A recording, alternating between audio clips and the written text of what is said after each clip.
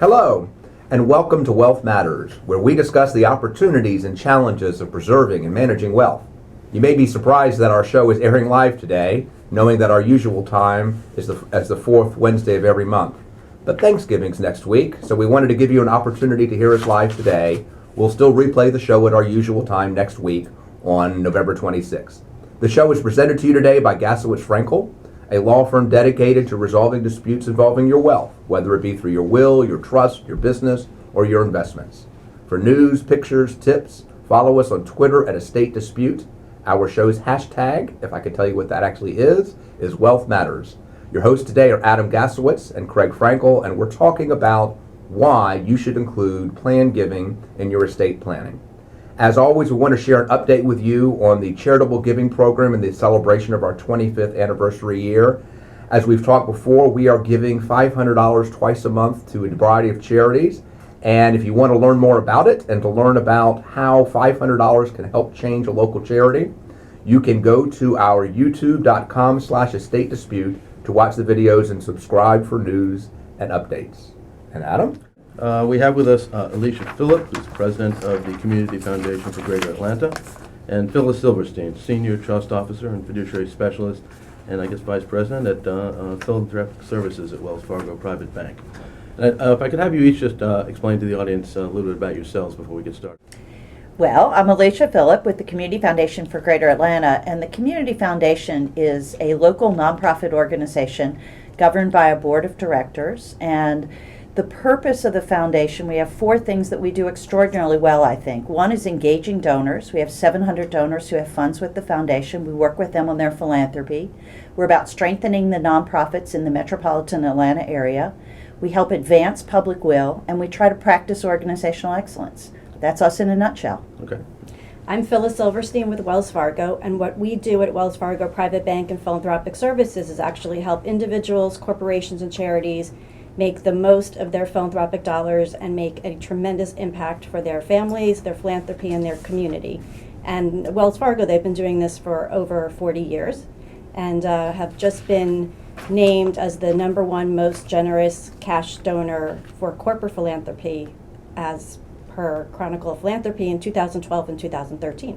Y'all have your elevator speeches down pat. That's good. Well, since our topic today is planned giving, why don't we just start with what is planned giving? Well, to me, planned giving is just the thoughtful giving of gifts during your life or by bequest or some other instrument at your death. And I think that more and more people are taking the time to really think about what they want to give, how they want to engage their families, and how they really want to make an impact and a difference in the community. And we're seeing that, and it's interesting because we see the difference in generations, we see the difference in types of people, and we can get into more of that, but it's fascinating to me to watch people as they really think about structuring and planning their gifts. I tend to see people who haven't really thought about giving as a planful model for their entire estate plan. And so what we tend to do more often is actually look at their entire estate plan and then talk about how philanthropy can be a big piece of it and how that can include their family as well. So just two different sides of the same coin. You talked about different generations, so we're going to jump ahead because that's what we do here. And is there a difference between what I would consider my parents' generation in giving and the generation of me and my children? I definitely think so. I've been at the Community Foundation for 37 years. The Community Foundation is 63 years old, so it's... And you started when you were 10. Exactly. So it's been through, both of us, the Community Foundation and myself, have seen Atlanta philanthropy through a number of generations. But watching the World War II generation, who was very much about, it's the right thing to do, to give back to the community. And then this next sort of smaller silent generation that now is in their 70s and some of them in their 80s, it's legacy and it is about giving back. As we watch the transfer of wealth to the next generation, to the boomers, it's much more about getting engaged and being sharing their talent as well as their treasure. So it's kind of a different mode, and it's going to be different for nonprofit organizations and others about how they engage these donors and how they really attach them to their organizations for them to be able to give. And the generational difference is not just between us, the boomers, and our parents. It's also between us and the next generation behind us, right? Right. It is. Of course, in planned giving, you're not seeing as large a number of those of people in the generation behind us giving large gifts at this point yet. So it's kind of difficult to tell. But we do know that there will be a lot more that they will learn on social media and other places about how to give. Is And- the and giving yet is if the we- giving less? In our generation, the boomer generation and below, I say ours, no one knows how old I am. I'm 18. Is there less in this generation? Well, I find that there may be more disposable income for them to give. It's a matter of, have they been taught at the kitchen table about how to use their resources to better their world and their community? And I think as we talk about the older generation, it's important to bring in that next generation 2 and 3 and sometimes even 4 to the table, where we can have one big comprehensive conversation about family and philanthropy and impact. You say it's important that we do that, and let me kind of take a step back. I can see why it's important from the charities and the nonprofits that we care about, because they can't survive without the philanthropy. Why is it important to the next generation? Well, I think it's important to the next generation, because this way they'll know before the funeral what was important to the patriarch, matriarch, what's important to their family legacy, what they really stand for. And for the most part, they don't find out about that until it's now their turn. And then it's up to the professional advisors and community leaders to try and explain to them, well, this is what your family really thought about. But it's so much better for us to have done that ourselves as families. And by what's important to them, are you talking about the specific kinds of charities or philanthropic vehicles, or are you talking about just the idea of giving? Well, what I'm really talking about is the values, because I think at its core, it's about what values you share between generations. Where do you place your value about family? Where do you place your value about faith? Where do you place your value about helping others to be self-sufficient? It's really looking at a whole series of values. And at the Community Foundation, we work with donors and go through these values exercises with their families to help them really begin to understand what the core values the whole family shares. And the giving platform and their strategic plan around giving can be built from those values. Well, those but values values actually don't change. I mean, values, I've done the values exercise numerous times, and what you really believe is kind of at the core of who you are, and it really can knit a family together. And I think it can be a wonderful exercise in family cohesion to be able to go through a values exercise. Even if the values between the generations and also between genders are not going to be the same, it's an honest, open kind of conversation which gets everybody's issues out on the table. And I think that's a very positive conversation. I also think it's, and the charities are not going to be happy right now, but it's not so much about the specific charities, but about maybe what those charities and the services they're providing are all about. We had a couple come in one time, and the conversation was about going through their values and talking about gifts they had made. And the question was, what's the most significant gift they had ever made? And they looked at each other and they said, you know, it wasn't the $1.5 million to our university. It actually was my wife's clothes to dress for success. And really what it unlocked in them was that they cared about helping people to become self-sufficient. And it didn't mean they gave any less to their university or anywhere else. It meant that they found a way to really make a difference in this community. How do parents start that with their children? I mean, my joke in the car when I'm doing carpool, and I have teenage kids now, is that every child is on their electronic device communicating by, if I say texting, my children will laugh and say I'm an old man, but by some vehicle, and there's no talking. How do we talk to our children and get these values and start them on the path to giving? Well, I think there's a couple of ways.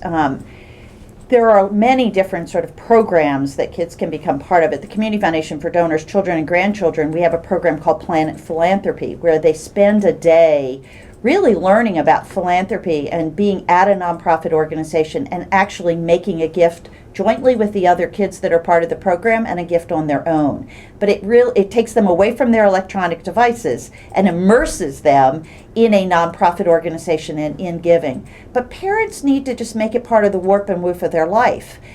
They need to take kids to nonprofits when they're going to volunteer. They need to do things that really engage the kids. And they need to listen to what the kids are interested in. And we know that kids are interested in animals. Take them to animals. Right. It's all about role modeling.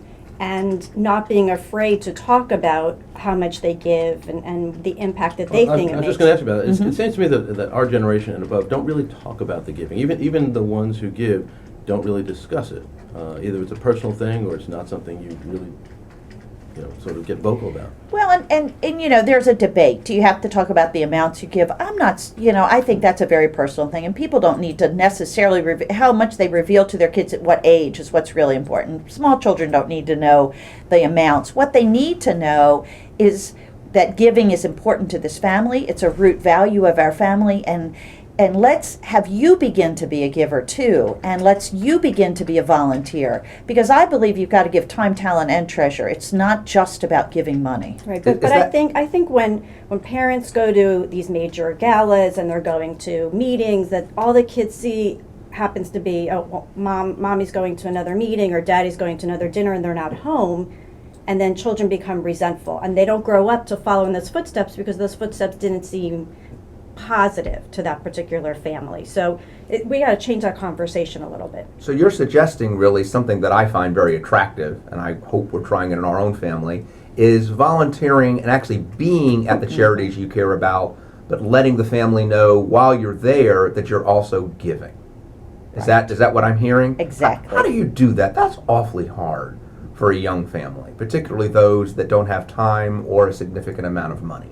I think it's one of those things you need to make time for. I think there are many wonderful ways to volunteer together. I mean, packing food at the food bank. I mean, planting trees for Trees Atlanta. There's a million interesting, fun things that kids can really get engaged in. And the thing to be able to say is, we've helped this organization with our time, but we've also made a gift to them so that they're able to get this food out to the people who need it. We packed it, but they need to get it out there. There are also all these angel trees in the particular different elementary schools and middle schools and high schools that if a family goes into the office and takes an angel tree off the tree and then takes their child shopping with them, they don't have to go out of their way. It's not out of their normal routine. And here they are imparting philanthropy in a very small, local, down the street level. So, what about there are a lot of people out there who would like to do more of that, but who are thinking to themselves, I work hard, I make a lot of money, and my time is better spent in making money so that I can give away more money than it is spending an entire day down at the food bank or at a soup kitchen. There's a significant amount of the population that is like that. And I don't think they should feel guilty about not going and working. I think we just need to bring them into the fold of being more giving. How do you do that? Well, I think that's also part of where both of us come into the picture, where we work behind the scenes with the families who are making a lot of money but don't have the time, and maybe create some kind of journey down that path and what that, map it out. What does that really look like for the family and for all the various generations? And that's if there are multiple generations and if they happen to be local. So what you just said really, really well is you need a plan. Exactly. So let's bring us back to planned giving. And I want to start with planned giving doesn't mean you have to have a lot of money necessarily. It's the start. Correct. So you may start and say, I've got whatever that number is, $500 or $1,000 or $20 that I can give this year. How do I do it? And grow that. How can we, both as a community and as parents, start this planning? Or as advisors? Or as advisors, yes. Well, the most important thing, I think, is to have the conversation, is to begin and to talk to, particularly if you're thinking about doing this as a family or whether you're doing it yourself, what matters to me? Where do I want my name to be? Where do I want my time and energy and my money to be? Where do I think I can make a difference in this community? And really put it there. Don't just put it where Joe tells you to put it, that happens to be your best friend or whoever comes to your door. Just take a minute to be thoughtful about what matters to you. Well, see, now I'm on the other side. So after 28 years in nonprofit, now I'm on the advisor side, and I do see things a little differently on this side of the desk, in that people think they're doing a good thing by giving where their neighbor tells them to give, and they want to feel happy about that. So as advisors, we want to help them do more of that and help have that kind of conversation where they feel good about it. But also as advisors, many advisors feel inadequate in having those kinds of conversations with their clients. It's like the sex talk with your kids. You know you should do it, but it's awfully hard to start. So let's start now. I've got a kid who's in college, and at some point, hopefully, he'll get a job. How does he start? How do we help him start? Well, hopefully you started a lot earlier than the college age, because I know with my daughter, who I think is the same age as your son or close to it, it was going to a lot of events and a lot of things as a small child that really developed her empathy, I think. And more than anything, it's really developing empathy in that next generation, because empathy can then follow the dollars and the time. But people, I think young children have to really develop that skill about being empathetic. I have a son who just graduated college and now is actually working in the financial sector, and he was afraid to have this philanthropic conversation with me. He said, will you be upset if I don't want to give to an overall community organization? And I said, I would be more upset if you weren't giving to anything. Just give to something and be passionate about it. You're listening to Wealth Matters, where we discuss the opportunities and challenges preserving and managing wealth. We're your hosts, Adam Gaslowitz and Craig Frankel from the fiduciary law firm of Gaslowitz Frankel. We're talking today with Phyllis Silverstein and Alicia Philipp, and we're discussing why you should include planned giving in your estate plan. How do you start including that? How do you bring up that conversation with the, particularly from the advisory community? How do you bring that conversation up with the clients that you're advising, but not necessarily advising about that subject? I mean, the conversation has to start somewhere, and it often doesn't start with the clients.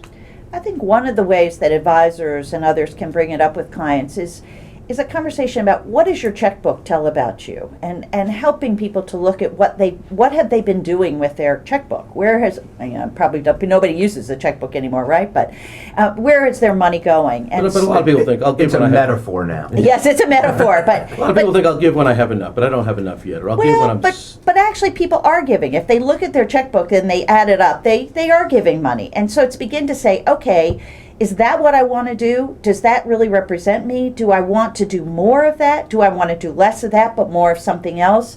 But it's really beginning, I think sometimes you first have to start with where people are in what they're doing and build on that from there. See, I have this unique position within Wells Fargo, where I have a whole array of financial advisors down the hall and in the building, and I actually go and speak with each one of them about how to talk to their clients about philanthropy.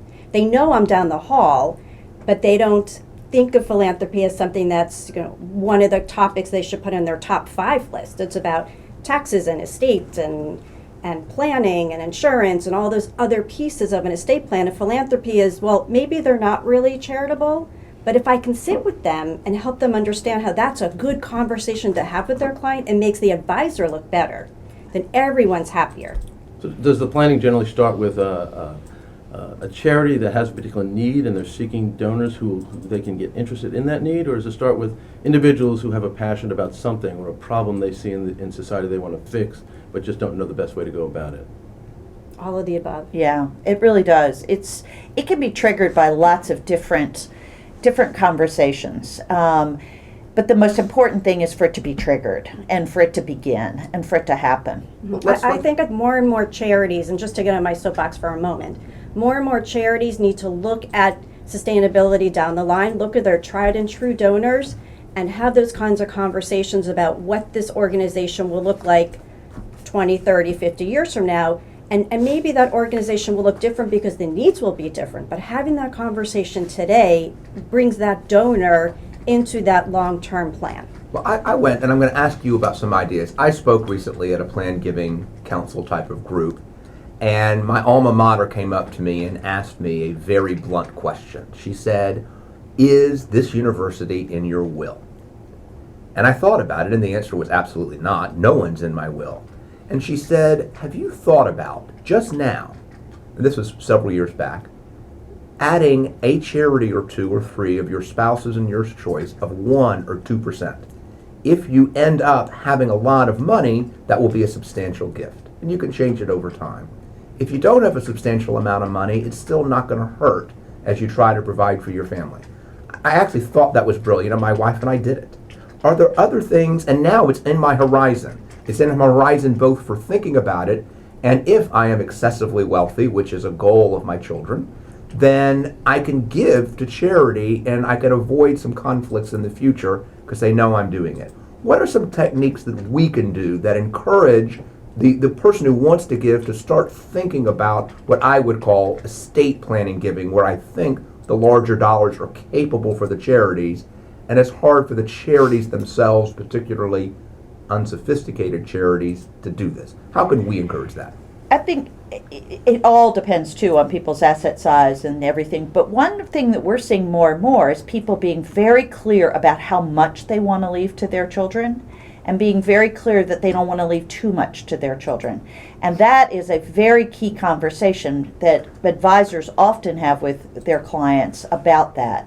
And then once that is handled about what they want to leave to their children, often there's the potential for more that could be used for charity. In my own estate, I've set a certain amount for each child, and anything that's in my estate above and beyond that will go to the community foundation. But have you told your children that? Absolutely. Okay. Took the will, sat down, talked with them, and they said to me, they said, well, the community foundation's your third child anyway. But I mean, so that, you know, they were pretty clear about that. The problem we see in our practice is people don't talk about that with And their I children, think there's it's a so surprise important. at the I end. know, and there's always awkward. They were like, "Oh, you're never going to die," and I'm like, "Yes, of course I am." But you know, you really need to have that conversation. But I think there's a lot of ways to approach it.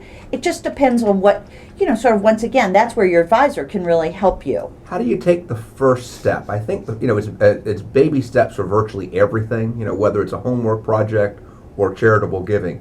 How do you help that family take the first step? Well, sometimes, I mean, we try to talk about the fact that a charitable gift, either in a lifetime or estate, is going to help with tax situations.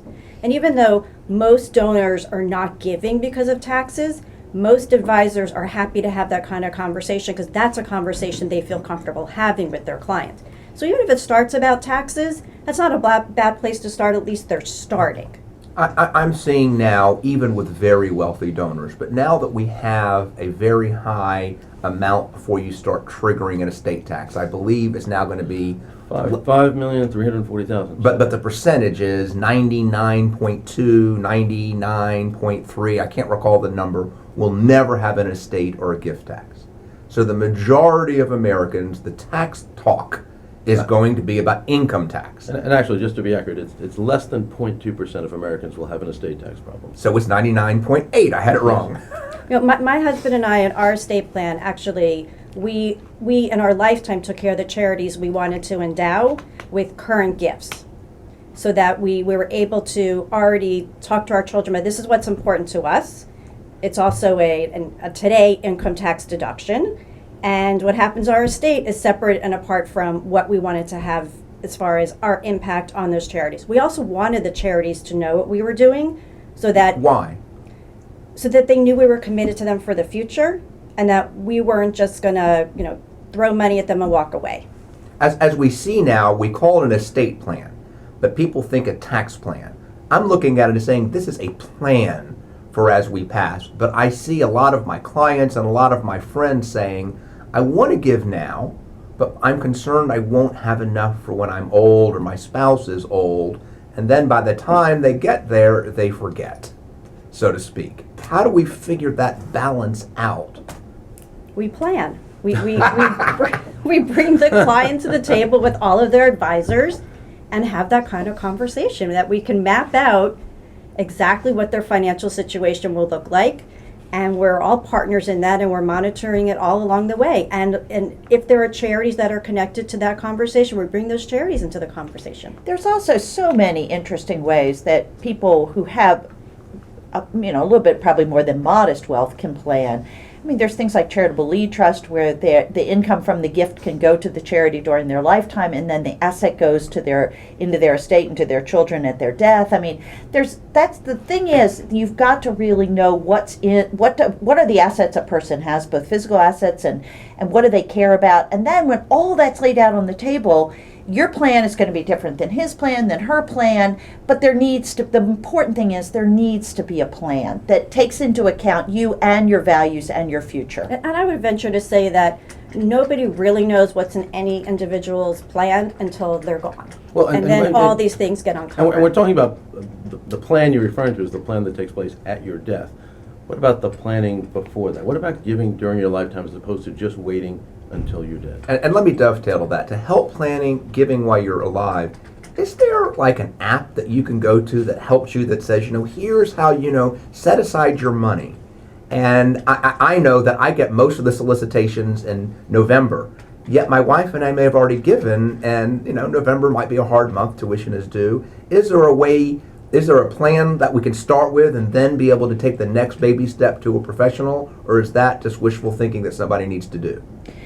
To me, it gets back to what we teach children to do as small children, which is to have the 3 boxes, and to always, we teach them to put the box for savings, the box for spending, and the box for charity. And in essence, we even as grown-ups need to be thinking in those 3 boxes. And you need to be putting aside money that you can begin to use for charity in that year or in subsequent years, or however your particular lifestyle enables that. I think we also need to take in consideration that everybody's different. Of the 4 of us, we each give our charitable dollars in different ways. And so charities and professional advisors and donors all need to look at their base as being all different individuals. And I guess one size doesn't fit all. Right, but charities need money now. I mean, they're certainly happy to get a gift when you die sometime in the unpredictably foreseeable future. But they'd like money now. And what happens when the money they get now dries up tomorrow because that person's gone? It's a both and. I mean, it's a both and, because you should be giving to the organizations and the causes that matter to you now, but you have to realize that when you pass, if that cause and organization still matters to you, hopefully you've left something in your will that will endow the kind of gift that you were giving on an annual basis. Well, is there anybody talking about the benefits to individuals of giving now? Absolutely. Not just that the charity benefits, but that you benefit, your family benefits, your whole personality changes when you feel a part of giving while you're alive, as opposed to knowing something's going to happen when you And then you're more likely to include it in an estate plan. To me, it is just so amazing to watch donors on sort of a life cycle of giving. I mean, so we're in 4th generation with some of the donor families at the Community Foundation, but even to watch it within 1 generation. When people find how much fun it is to be charitable and how good it makes them feel and how they choose then to consume less and to give more. And it's amazing to watch. And the joy on their face and the joy in their heart, but they've got to take that first step. It's the first step that's the hardest. But once they do it, they love it. My clients who are private foundations, I've seen them grow as not the amount that they're giving grows, but as their connection to the various charitable interests grow. So and I've really emphasizing seen connection for both. Let me ask a fun question, or at least what I think is a fun question. So each of you, from the private and kind of the public perspective, you said you got to get advisors engaged, and it's difficult. You got 30 seconds. Give me your spiel to an advisor to encourage them to expand their clients' giving. Give themselves. There is nothing like an advisor who is also an active donor to be able to bring up that conversation. So I strongly encourage the advisors who have funds in the Community Foundation are the best advisors in terms of encouraging their clients to give to philanthropy. Yeah, I agree with that. It does make a huge difference when you can tell your clients, this is what I do and this is what I get out of it. Phil? I think it's also a good conversation for advisors to have about why they give and to be honest about it. And I think it's good for their business. It makes their clients see them in a different light, that they're not just pencil pushing, worried about Excel spreadsheets and the stock market, but worried about them as human beings. You both of you at your very different organizations do a lot of work in helping donors figure out what to give to, or either what categories to give to if they're not even sure what they want to do, or if they know they're interested in specific things, how to vet those different types of charities that will fulfill that mission. Is that right?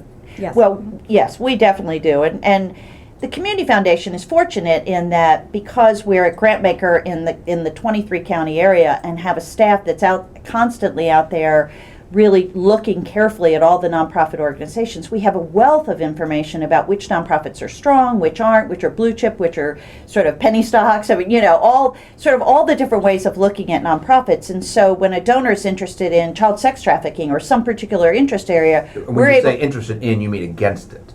No, yes, against it, Okay, you're right. But just wanted to interested, you're clarify. right, but interested in making a difference in child sex trafficking. We can say, here's the top 3 organizations that are really making a difference in that, because we've done site visits, we've looked deeply at their financials, and that's a real asset to donors. And Phyllis, I know you do a lot of that work. It's just sort of on-the-ground investigation of what charities are worthwhile, what investments, the foundations that you manage at Wells Fargo should be investing in, right? Well, I do a lot of site visits, but I think where it's most impactful is when I take the client with me on that site visit, because I may be able to say, this is what I personally feel, or this is what their financial spreadsheet looks like. But when the client is actually sitting there seeing children in a homeless Absolutely. shelter, actually seeing that, boys are wearing women's underwear because they don't have enough boys' underwear in a particular facility, they get really excited. And that's the transformation that we want to see in our clients. And it's really amazing when they take their kids with them.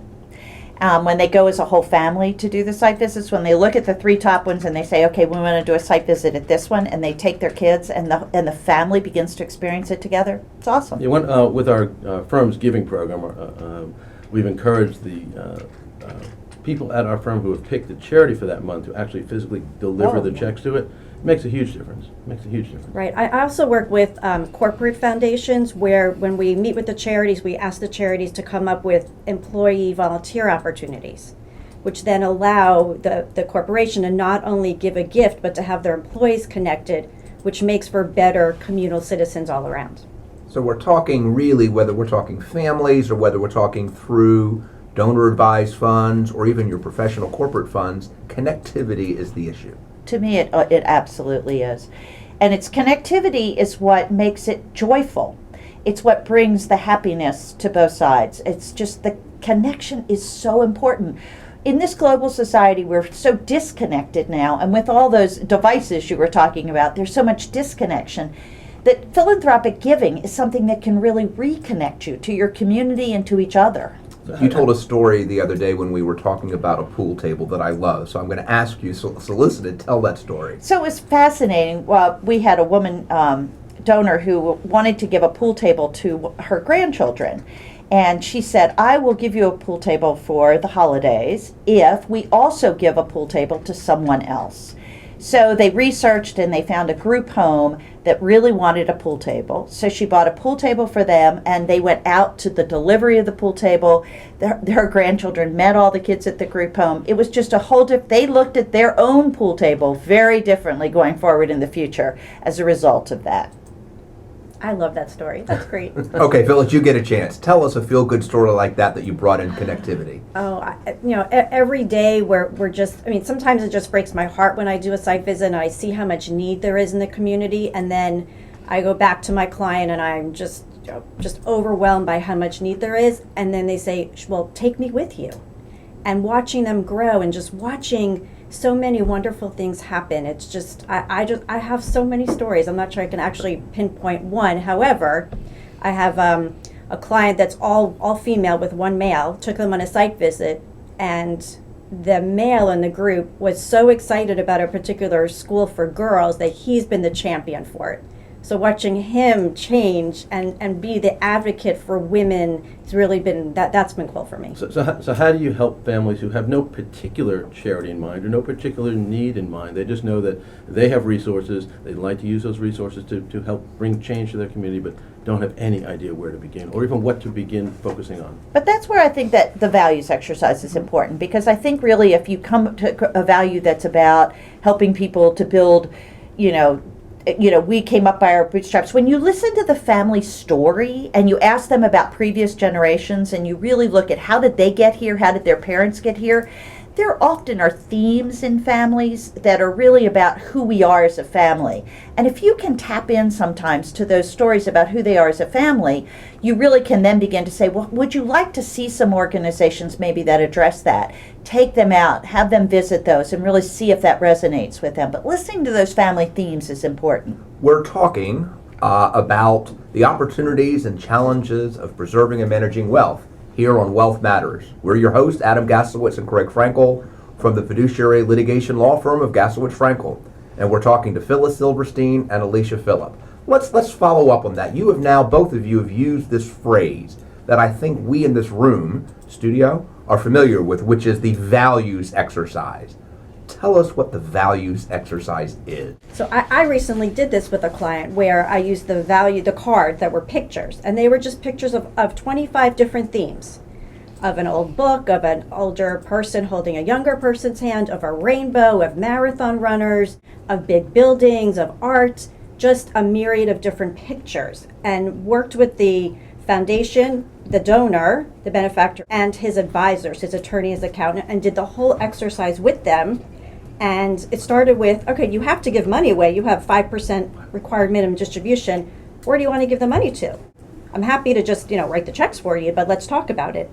And in going through the pictures, he actually started with, I don't really know what I'm interested in, to, well, these 3 pictures really speak to me. And then we talked about why those 3 pictures spoke to him and turned it into, now he really looks at himself as a philanthropist.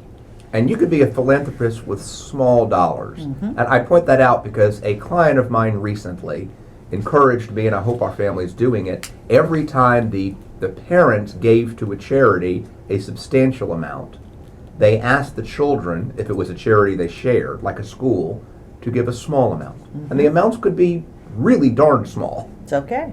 How do we do that? How do we talk to our kids about that? I want to go back to something Alicia said, where she specified that a planned gift is a gift that has planning in it, it's been thoughtful. I think anybody can be charitable, but a philanthropist is not the amount, it's the thought behind the gift that makes you a philanthropist. Phyllis, you said you used to be in the nonprofit world. I think you spent most of your career there. What's the difference between the nonprofit world and the for-profit world, and the way you do your job? Well, I think there are lots of differences and lots of similarities, and I'm blessed that I get to have that experience of having worked in the nonprofit world and now bring that into what we call the for-profit world, and then be able to continue to do the philanthropic consulting and work with our clients. And I think I bring that unique experience, but it's bigger. It's bigger. It's a large community.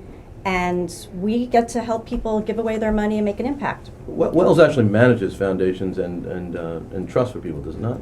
Yes, actually, within Wells Fargo Philanthropic, we manage over $20 billion, and we work with a whole group of individuals, corporations, irrevocable trust. We give away a tremendous amount of money into the community and really want to be good corporate citizens. And Alicia, let's go to you. How can donors in the community use the Community Foundation of Greater Atlanta to assist them and help them learn or educate and then assist them in giving? How does someone start? Well, with the Community Foundation, often the starting vehicle is the creation of a donor-advised fund during their lifetime, because then it really gives them the opportunity to build that and to learn from that. And it's a very simple process to set up a donor-advised fund. A donor-advised fund is a fund that a donor can put money into. It's segregated, has their name on it, their money stays in there, it grows in there.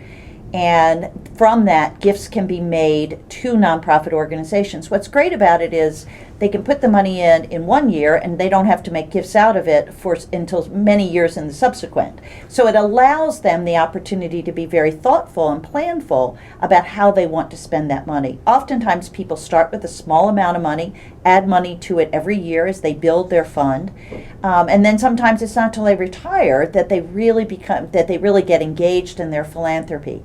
Some people set it up when they have some sort of a trigger event, when their business is sold or they have a highly appreciated security, and they want to put some money aside for charitable giving, and they want to spend some time really thinking about it and working through and learning about philanthropy, which they're each assigned a philanthropic advisor who can work with them on that whole process. And I don't want to leave this. They get an immediate charitable deduction. Exactly. I don't want to leave this opportunity off because you said something that I think even small donors don't realize.